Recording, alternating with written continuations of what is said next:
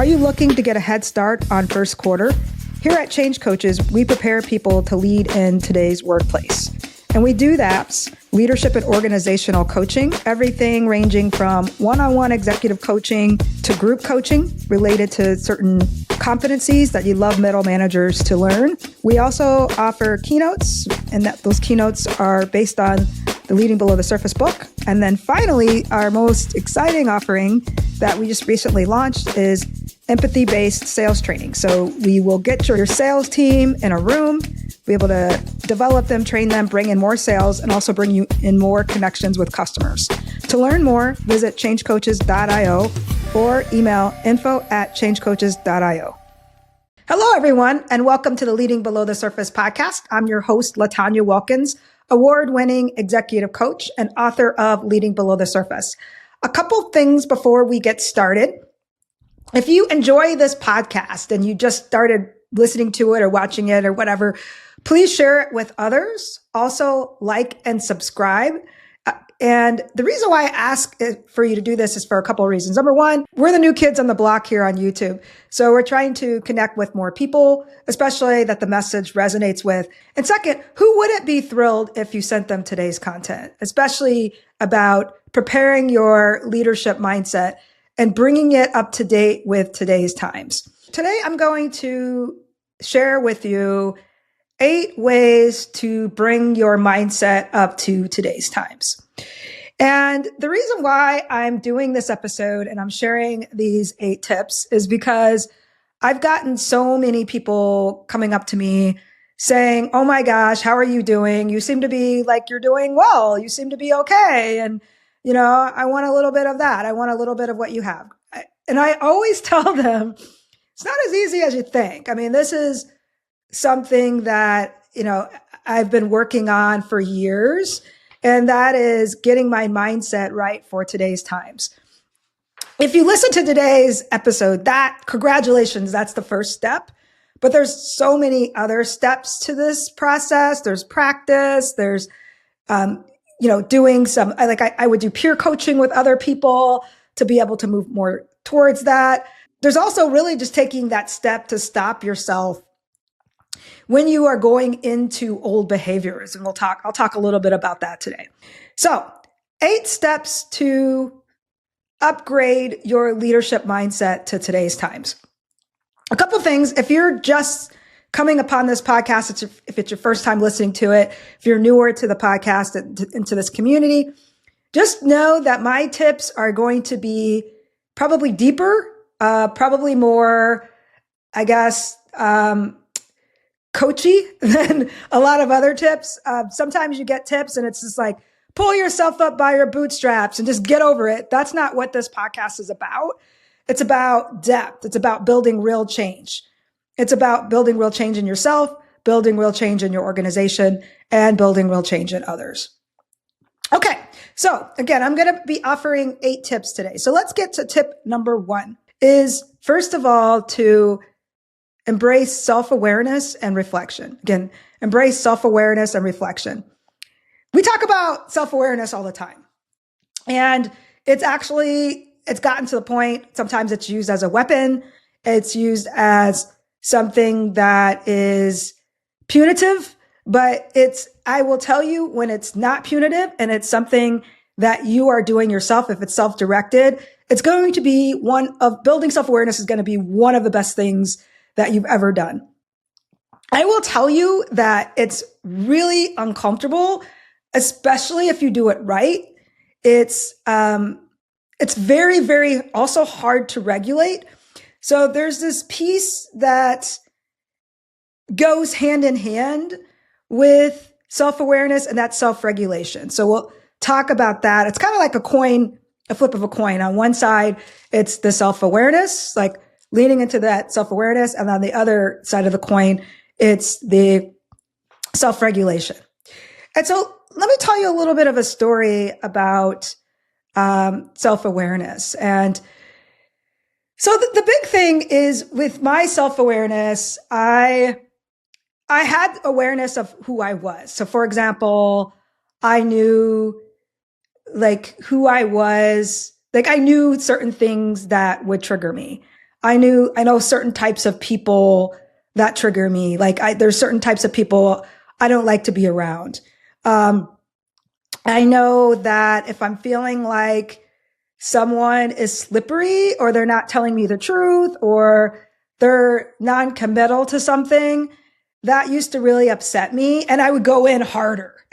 I would go in harder and I would try to pull this person over to my side. Guess what, folks? I had to acknowledge that that's what I was doing. And that's the self-awareness piece. And like I said, the other side of that coin is self-regulation. So folks, this is why self-awareness is a game changer. Like it's not just awareness itself. It's like the other side of the coin that is the regulation. So like one of the things that I stopped doing last year. So again, I got the awareness that let's stay with that example, the types of people, like these slippery people, these people that they only talk to you because they want something, or they're not really reliable. They don't really respond to you. I don't like that. Like I'm a person that likes concrete, and like, if you're not interested, just tell me, right? Or if you're not going to operate to your word, just tell me, right? And so I started doing self-regulation. So with those people, it was fine. And I just stopped trying to push. And I realized that that was a tendency, that I would go harder instead of pulling away. Some of you may pull away. Some of you may go harder. And maybe for some of you, that's not an issue that you have. So to end this tip in this section, everyone take a minute. I encourage you to take a minute and jot down on a piece of paper, like get out a pen and pad as we're going through this, and jot down on that piece of paper, what are some things that you know about yourself? Those things about yourself that are triggering, that make your nervous system go wild. We'll get into more of those things later with some more tips. But what are those things? And just having awareness about it, not judging yourself. Like for me, I was like, oh my gosh, I shouldn't have let these people bother me this much. It's not about that. It's about knowing that that's something.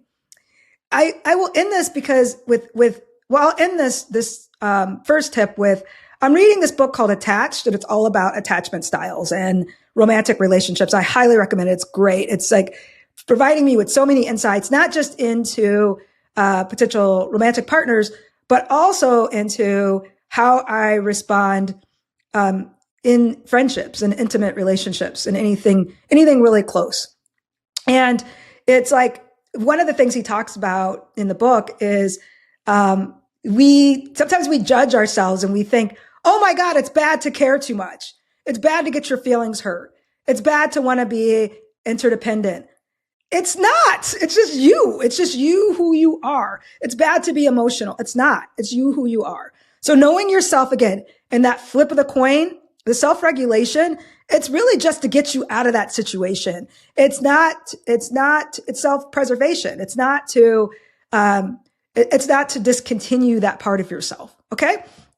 So again, number one, embracing self-awareness and reflection, remembering that coin on one side is self-awareness. On the other side of that coin is self-regulation. Okay. Number two, another word we hear a lot. And actually I interviewed Farah Harris on an episode, and I think it was season 2 of this podcast. So you can go back and listen to my interview with Farah. But she talks about, she wrote a book called The Color of Emotional Intelligence. And so what do I mean by cultivating emotional intelligence? So again, this goes with number one. It goes with self-awareness. These two are really very much intertwined. But it's like, for me, when I'm practicing emotional intelligence, it's like opening up your intuition and trusting it. So let's go back to the example that I gave you in number one. So I talked about people that trigger me. And so the emotional intelligence tells me that person's triggering me. And that emotional intelligence, like if I'm leaning into that, it tells me what my next step should be. Like maybe that step, or what the right next step is for me. That next step might be ending that conversation. It might mean, stepping out of that conversation. It might mean taking the conversation in a different direction. And so in order to, some of you are probably thinking, I don't know how to access EQ. Well, I think the first thing, actually there's three ways. Like number one, empathy. And in Leading Below Surface, I talk about P2P and P2B listening. If you could step back and do those types of listening, then all your brain slowed down. You could really, really connect with other people. You could plug into that emotional intelligence. Managing your emotions. So again, it's like, if you know you're emotional, like I talked about in number one, just knowing that, and then managing that. Again, that other side of the coin, that is the regulation. And the other thing that I'll say is with emotional intelligence is, if your intuition's telling you that something is the case, that probably is the case. A lot of times with relationships, with jobs, like with clients, when I get into conflict or when things go south, it's because I'm not trusting that intuition. I'm not creating space for that intuition. I'm not creating space for that emotional intelligence to give me the information that I need in order to turn that compass on and be able to effectively navigate that relationship. So, number one, self-awareness. Number two, EQ. Again, those two are very, very related. Number three, I know we get sick of this, like hearing about growth mindsets. And it's funny because it's like, when the growth mindset book was out, there's a fixed mindset, growth mindset. I don't think it's necessarily a dichotomy. I think you could be in the middle. But let's talk a little bit about that, like being in the middle and the actual growth mindset. So what I mean by being in the middle of fixed to growth, it's like there are some things that you might have a fixed mindset about. One of the examples I can use is a client. So one of my clients, her kid is going to be going to college in the fall. And her fixed mindset was that her kid had to study a certain field, had to go to a certain school. And if not, then the kid wasn't successful. And so that was very fixed. And that was something that this person really believed, this person really wanted, this person really, that's kind of like how they were raised. And so that's what they thought that should happen. But, what I noticed is, as we were talking and as we were doing coaching, her mindset started moving towards growth. It wasn't all the way in growth. And when it was moving towards that, it started with the field of study could be different and maybe there's a different path. Started with her realizing that until, she finally shifted into growth. So that's the big thing, is don't think it's either fixed or growth. It's not that. The other thing I want to share about growth mindset is, what if, there's a lot going on in the USA right now. I'm recording this episode in March of 2025. There's a lot going on in the US government. There's a lot going on around the world. And, I used to, I think I used to deal with things in a different way, where I was like, oh no, this is bad. This is how this is going to affect me. It's horrible. But now, with the growth mindset that I'm in now, it's funny because it's like, I don't get as nervous anymore. I don't get as doom and gloom. I'm like, wow, what can I use, or how can I learn from this situation? How can I be a resource to clients? How can I see this challenge as an opportunity? How can I create to step up to today's time? So again, that's what I mean by growth mindset. It's like last year last year we launched an assessment. Let me give you this, for example, as a growth mindset. And when it launched, it didn't do as well as I wanted it to. And I think what I thought is it was going to be this B2C assessment where individuals would come to us and they'd want to do this assessment on their own. And that never surfaced. I'm just going to be honest. What did surface are corporations coming to us and using the assessment as a cohort tool. It's also become a big part of change coaches. It's become like we're using it for our coaching below the surface program. So that took a growth mindset. I mean, a couple years ago, I would have been like, oh my gosh, this was a failure. I'm not going to use it. But then not only did we figure out who the actual customer was, the growth mindset let me see that. The growth mindset also helped me see that, okay, the way that we set this up is not the right way. And so I need to add psychological safety and belonging to every assessment. We had 2 different assessments. One was like individual. The other was a 180 assessment. Nobody knew what a 180 assessment was. Like I was just upset because I was like, why doesn't anybody know what this is?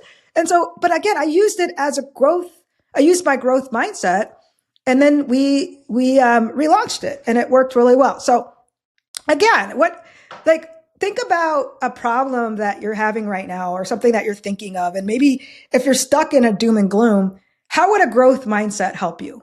Like what would that look like? Like instead of it being, oh my gosh, I posted this and nobody signed up, or, I launched this program, nobody signed up, or, it doesn't seem like my business isn't growing at the rate I want it to, or my career isn't growing at the rate, or maybe I've been looking for a job for, 2 months and it's not working. How can you lean into that growth mindset? Again, I'm not saying pull yourself up by your bootstraps, but the world's changing. And it's like I said, we're recording this in March 2025.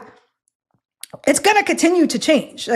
And so how do you grow with that? Like whether or not you like how it's changing, this is what it is. This is what we have to adapt to. The next, number 4 is building resilience and adaptability. So I talk a lot about resilience. I did a podcast on resilience a couple of months ago. So go back and check that one. But, and I talked about the 10 influencers of resilience. And there's all these things on there, like, demographic information, how you were raised, like all these things, like really determine who thrives in uncertainty, who doesn't. But that doesn't mean that you can't cultivate this. And what it's interesting because, and I share this in that other podcast as well. Some clients say to me, LaTonya, why do we have to be resilient? Like, why can't the world just be better? Or why can't, well, I mean, it's like I wish we could have both, but it's like, and then I talk about this in keynotes. I talk about animals. I talk about bees. I talk about how bees are resilient and with climate change and how the climate's changing and what bees do. And I talk about bees and how when bees are in a colony, they're very resilient and adaptive to different types of roles within that colony. So guess what? Our colony doesn't look the same, right? And how do we adapt to that? How do you get through the world changing? Another example that I'll use is, AI. Like when AI first came out, I was kind of upset about it because I was feeling threatened. I was like, oh no, here's another technology. And then I adapted to it. And today I probably use some sort of AI every day. It doesn't replace my job. It makes me a better coach. It makes me a better CEO. So think about that. How do you build resilience? And that means how do you build the staying power so you can continue doing what you do? And how do you adapt? And that going back to that staying power, one more thing I'll say about that is, taking time for you, taking time to strategize, taking time for self-care, I've started adding different trips to my self-care, and that's important. But like thinking about what's important for you and so you could build that resilience and come back. And, sometimes again, it's mindfulness. It could be, some of you may do religion, some of you may do, spirituality or spiritual things, but it's all about that. I just had a session with another coach yesterday, and we went through a bunch of my charts, my astrology charts. So there's all these different ways to help you be resilient, and so using those tools in order to be able to adapt and build staying power in the world. Number 5, leading with calm and clarity. Again, this is not easy, folks, and I'm not going to lecture you and just say, oh my gosh, you need to be calmer. It's not about that, but it's like, think about what makes you calm and how do you do that? Well, I think what a lot of times what I have my clients do is the opposite. Think about what makes your nervous system go wild, right? First, like getting rid of those things first is an excellent strategy if you do nothing else. And usually people can remember negative things first before positive things. And that's why I always ask about positive things first in workshops, because the negative stuff can fill up because we have that negativity bias, right? And so leading with the calm and the clarity. So let's, how do we get calm?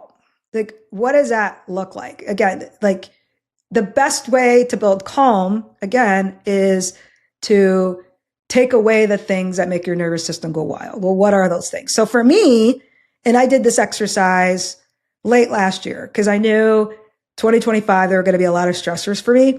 So, one of those things is social media.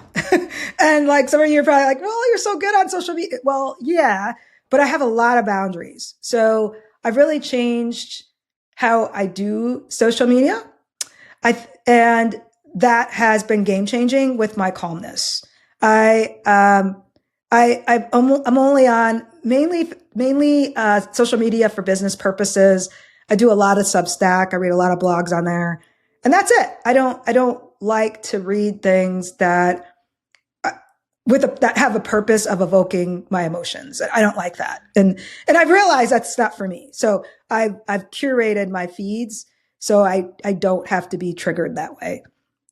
The other thing that I do is I get up really early in the morning, and the first thing I do is meditate and journal, or I'll go to a yoga class. And I know all of you don't have the privilege to do that, right? You might have children you have to drop off at school or whatever, but find your calm and clarity time. I think the other thing I do is I read more. I read more books instead of watching things or, getting into, just wasting time on social media. I don't do that anymore. It's funny because the first time I, joined TikTok was like 2 years ago. And I remember like going on there and I was like, oh my gosh, I remember spending like an hour on there, just doing nothing and just laughing and watching funny videos. And I was like, as soon as I did that, I was like, this is not for me. Because I just thought about, I was laughing for an hour, but I knew that in other times, like when something hard happened in the world or challenging, it would be opposite. And there would just be too much stuff for me to look at. It's not that I don't care. It's just that I know I'm triggered by certain energies, like anger, like violence. Like I don't want to see any of that. And so there's enough of that, like anyways, so that I'm going to be exposed to. Why would I choose? So again, finding your calm? What is your calm? And writing that down. And if you don't know, jot down those things that make your nervous system go wild. Okay, let's move on to the next one. So trusting yourself and your decisions. Oh my gosh, this one. Folks, this is so hard. Again, this is another one that's game changing. And leading below the surface, I talked about the 80-20 rule. And I think this is one of those 80-20s, like where 80% of your results will come from this one. And that's trusting yourself and your decisions. What does that mean? Make a decision and move on. I know it's hard. And I know when Leading Below the Surface, I talk about all the feedback I used to get on be decisive, hurry up, hurry up. I'm not saying quick decisions.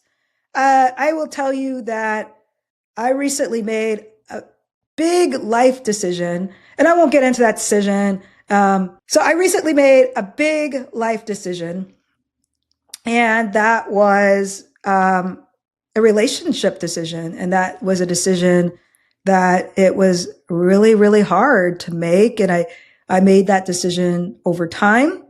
And in order for me to make that decision, I had to trust myself. And I had spent years not trusting myself.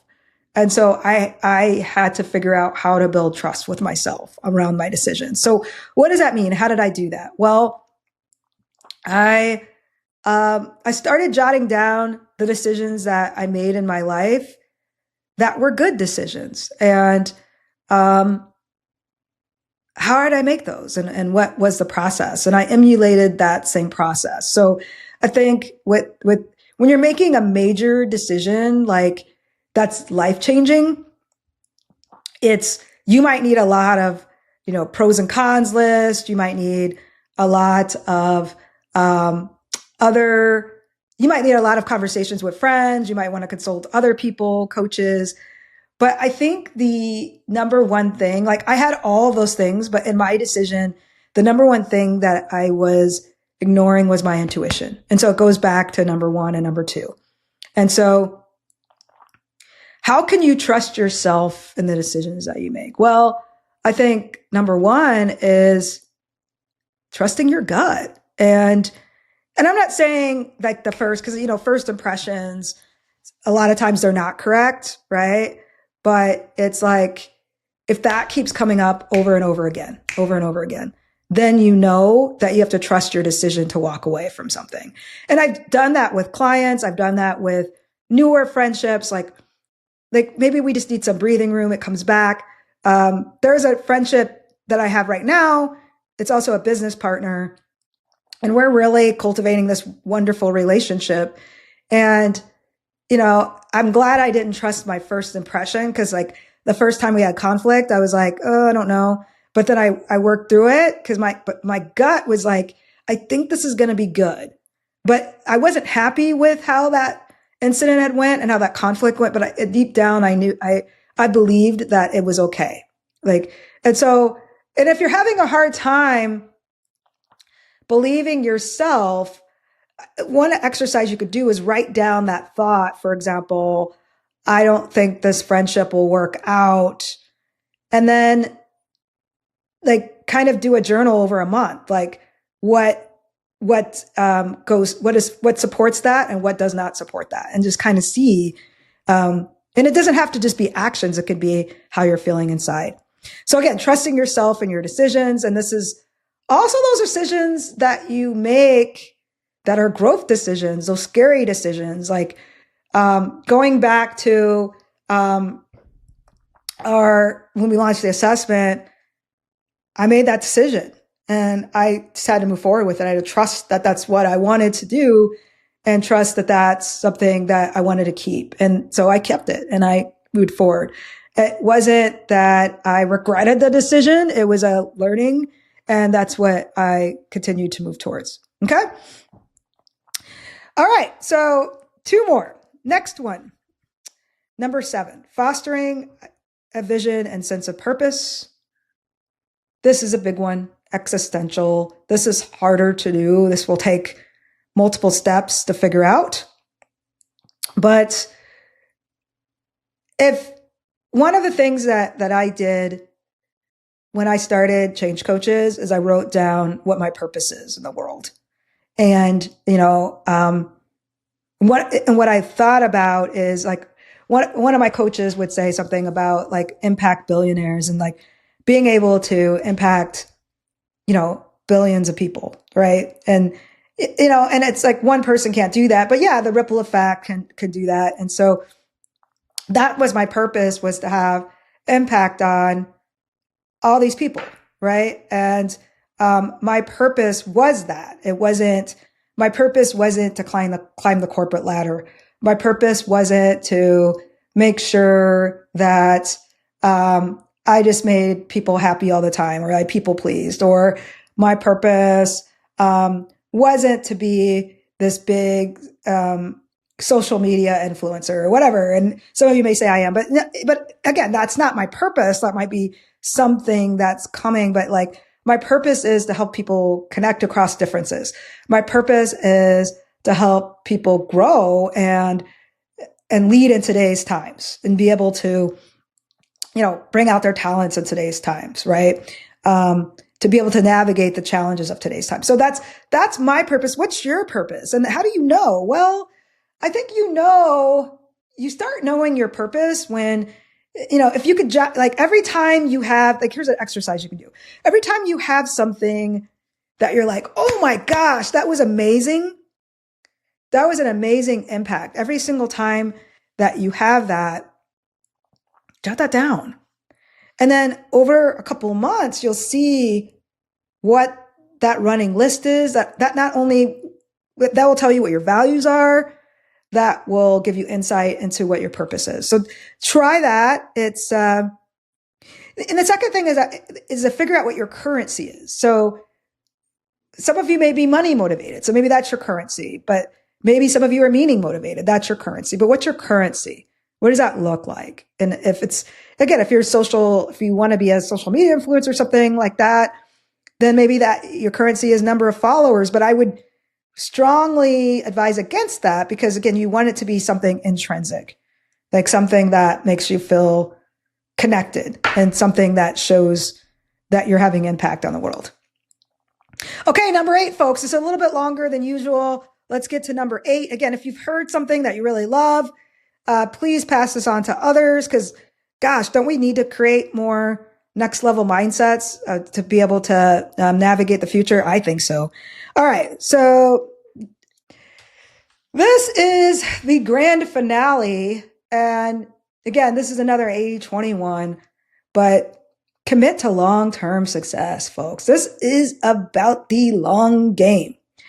This week, I had a meeting with my financial advisors, and it's, I was thinking about the world today and like, are we going to go into a recession? What is that going to look like? There's been, I'm an economics nerd, and, we were supposed to go into recession next year, but in America, it looks like with all these policies and like everything moving so quickly, it might be sooner. And one of the things that they said to me is Tanya, this is about the long game. And, how likely are you to pull out if something bad happens? Because, and we're talking about this risk tolerance and what that looks like. That's an excellent metaphor for us and like what we're doing. So let's talk about 3 different situations. Maybe you run a business, you're trying to get further in your career, or maybe you're trying to do something personal. Okay. So if you run a business, the question that you might want to ask yourself is, what can I do today? What's an action I could take today where my future self will thank me in my business? Again, what's an action I could take today that my future self will thank me in my business? And that might be launching a new product. That might be investing some money. That might be taking a trip for yourself. Like, I don't know what that means, but like, think about what that might be. Like investing in something that is a right time. Like maybe there's an investment that's at a lower cost right now, and you're going to buy that and be able to get some returns. So what does that? Maybe it's making a new connection. Okay. Maybe that connection is a long game. Okay. Job. So what it is a decision that I can make in my career right now where my future self will thank me. Maybe you need to leave a job. Like maybe you need to get some further education. Maybe you need to learn a new tool. Maybe you need to learn something, right? And so think about that. Like how will your future self thank you? And number 3, What's something that I can do today in my social life? It's social, where my future self will thank me. And again, it's not going to be instant results, but maybe that is signing up for an arts class, or I just recently did a dance class. Maybe it's something that's going to build up to something else. Maybe it's joining a new gym or joining a new yoga studio, or just dabbling in those studios. But like, again, it's not like all or nothing. It's just like, what is that going to look like today? Maybe you block off every Friday and like have creative Fridays, which is something that I've recently done, is like no client Mondays. But what are those things that you can do? Okay, folks. So today I talked about 8 different ways to create a next level leadership mindset. I'll go back through those 8 and then we'll close out. Embracing self-awareness, cultivating emotional intelligence, developing a growth mindset, building resilience and adaptability, leading with calm and clarity, trusting yourself and your decisions, fostering a vision and a sense of purpose, and committing to long-term success. Thank you, folks, and we'll see you next time.